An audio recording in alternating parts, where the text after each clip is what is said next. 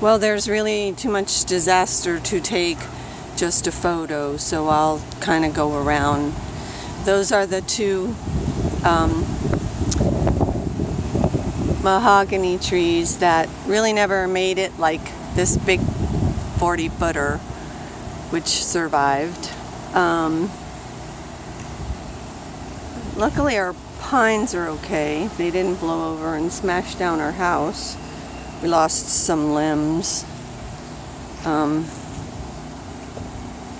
We do have water, which stayed away from the house.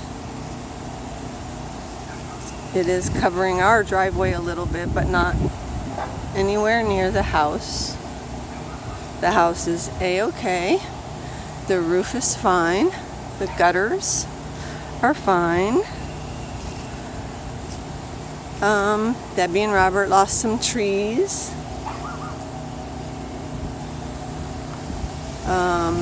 Let's go around the back. Gotta be careful. This was the way the wind came most of the time. The wind came from the east, so most of the things up here have, like, they don't look like they used to. This is that little garden with that little pond Ken made.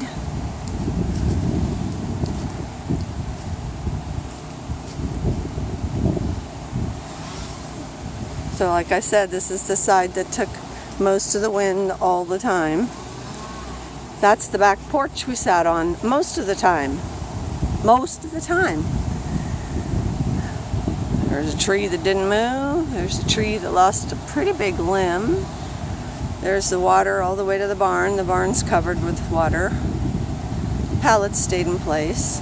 There's water all the way to the back property. Who knows how far. There's some pines. There's people over there cutting and trimming. I'm going to take a walk over here because the nursery,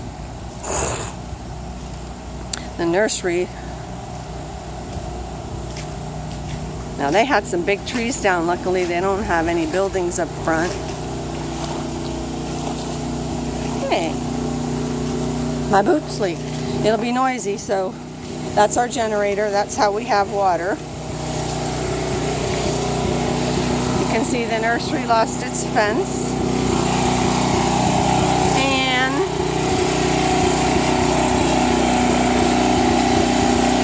our bamboo's a little frazzled. But no water up to the house. And over there, trees down. I watched that palm there that's crooked blowing in the wind for a long time.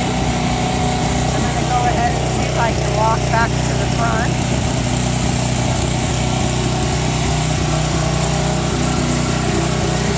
Water stayed off of all of our water and air, and it came right up to the back porch and stopped. Right up there. Nothing on Melinda's car, although this is where all of the trees were destroyed.